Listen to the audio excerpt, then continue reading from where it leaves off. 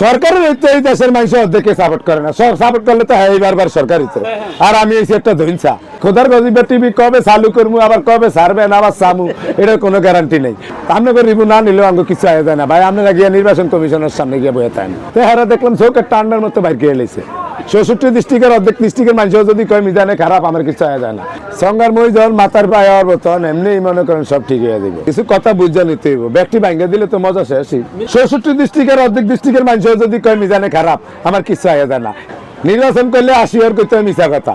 সিরা কাতার তলে হুইয়া লাখটিয়া স্বপ্ন দেয় পাগলে না, আমার ডাইসি পাগল, মাথা পাগল না। আমরা কেউ কথা শুনতে রাজি না, খোঁজেন না।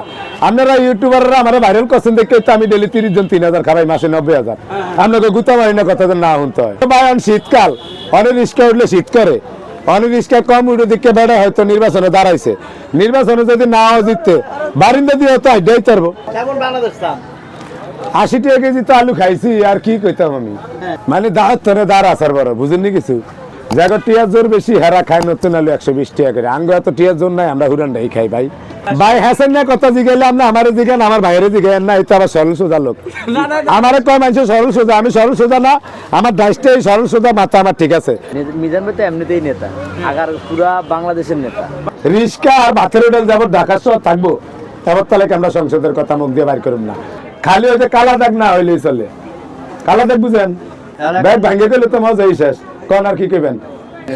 আগামী নির্বাচনে যদি মনে করেন আমগো ভাতের হোটেল আর এই রিস্কা যদি ঢাকা শহর না থাকে, তাহলে আমরা নির্বাচন করবো, কোনো ডর নাই।